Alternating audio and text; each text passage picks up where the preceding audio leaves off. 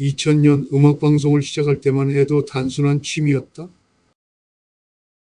온라인에서 40-50 음악 세상을 운영하며 애청자들과 함께했던 시간들, 도전과 열정을 쏟아부었던 나날들. 그것이 어느새 25년이 되었다. 2007년 서울시 라이브 방송 적기로 위촉되어 전 세계에서 지자체가 처음으로 라이브 방송을 하던 그 순간 나는 현장에 있었다.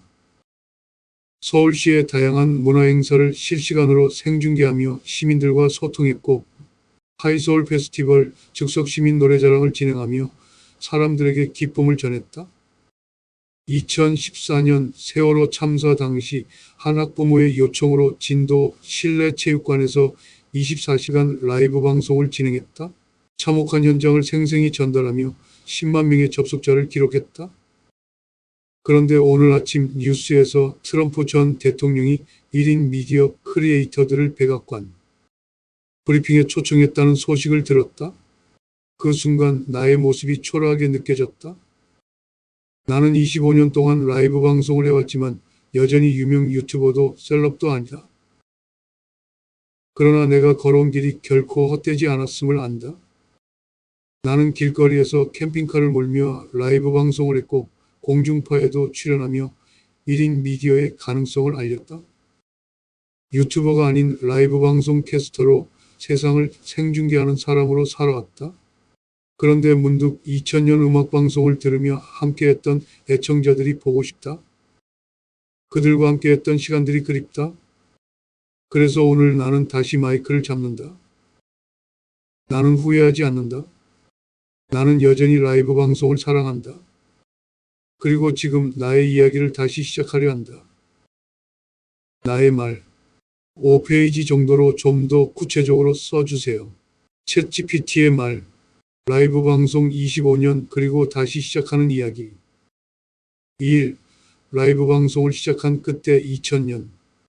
내가 라이브 방송을 처음 시작한 것은 2000년 온라인 음악방송 40-50 음악 세상에서였다.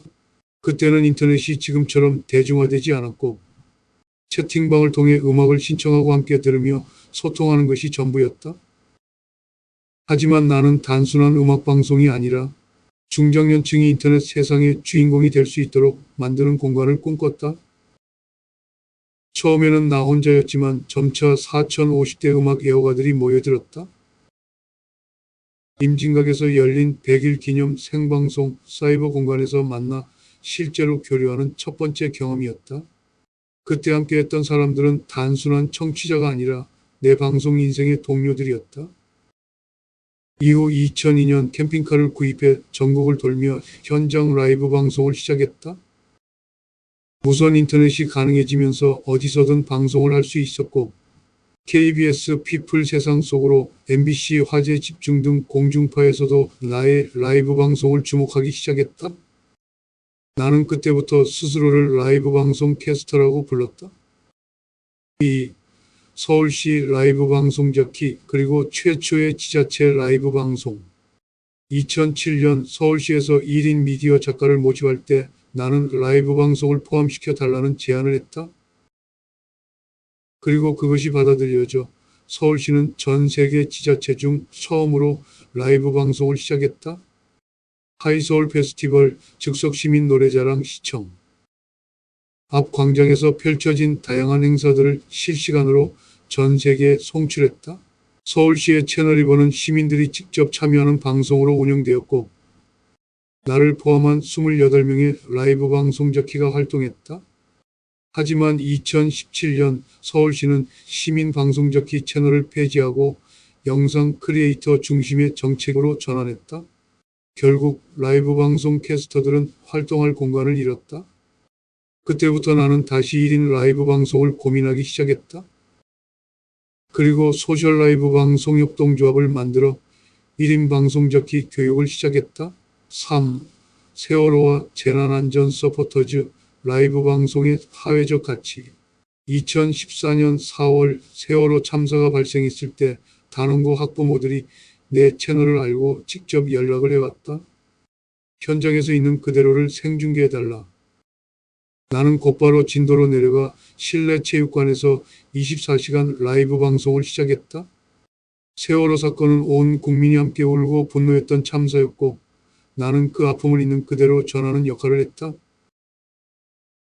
그때 나는 깨달았다. 라이브 방송은 단순한 취미가 아니라 사람들에게 중요한 정보를 전하고 때로는 생명을 살릴 수도 있는 도구라는 것을. 이후 포항 지진이 발생했을 때도 현장으로 달려가 생방송을 진행했다. 이러한 경험을 바탕으로 재난안전 서포터즈라는 개념을 만들었고 국민안전처와 협력해 방송하라 15만 1515 프로젝트를 운영했다. 매달 15일 오후 3시 15분 누구나 있는 자리에서 15분간 재난안전정보를 공유하는 캠페인이었다. 하지만 정부 조직 개편으로 인해 국민안전처가 해체되면서 이 프로젝트도 사라졌다. 나는 생각했다. 왜 라이브 방송이 유튜브의 수익 창출 도구로만 활용되어야 하는가? 사회적으로 더 의미 있는 방식으로 활용할 수는 없을까? 4. 트럼프와 유튜버 그리고 다시 시작하는 라이브 방송. 오늘 아침 뉴스를 보니 트럼프 전 미국 대통령이 1인 미디어 크리에이터들을 백악관 브리핑에 초청한다고 했다. 기존 언론을 배제하고 유튜버와 인플루언서에게 직접 정보를 전달하겠다는 것이다. 순간 나 자신이 초라하게 느껴졌다. 나는 2007년 서울시에서 라이브 방송 저키로 활동하며 전 세계 최초로 지자체 라이브 방송을 했던 사람인데 정작 나는 유튜브에서 셀럽이 되지도 못했고 내 방송은 대중적으로 유명하지도 않다. 그렇다면 내가 25년 동안 해온 라이브 방송은 의미가 없는 것인가? 아니야. 나는 25년 동안 변하지 않는 신념 하나를 가지고 있었다. 나는 세상을 생중계한다. 이것이 라이브 방송 캐스터의 역할이다. 편집된 영상이 아니라 있는 그대로의 현장을 전하는 것. 5. 다시 마이크를 잡다. 문득 2000년 음악방송을 들으며 함께했던 애청자들이 보고 싶었다. 그들이 내 방송을 들으며 신청곡을 보내고 사연을 나누던 그때의 따뜻한 순간들. 그것이 나에게는 가장 소중한 시간이었다. 나는 이제 다시 시작하려 한다. 더 이상 서울시나 정부의 지원을 기다리지 않고 내 방식대로 라이브 방송을 이어갈 것이다. 나는 여전히 셀럽도 아니고 유명 유튜버도 아니야. 하지만 나는 라이브 방송 캐스터다. 오늘 나는 다시 마이크를 잡는다. 여러분 오랜만입니다.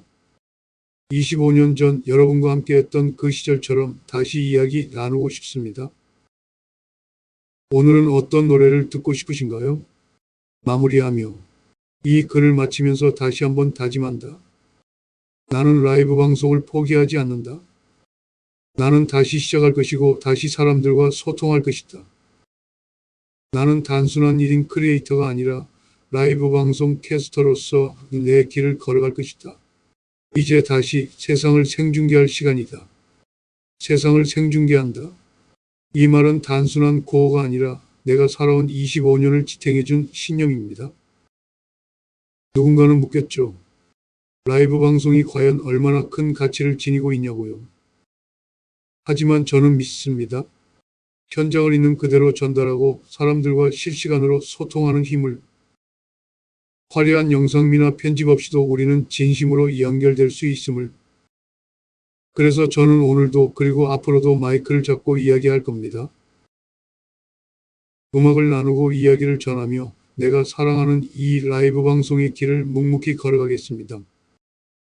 결국 중요한 건 내가 나의 길에서 멈추지 않는 것 아닐까요?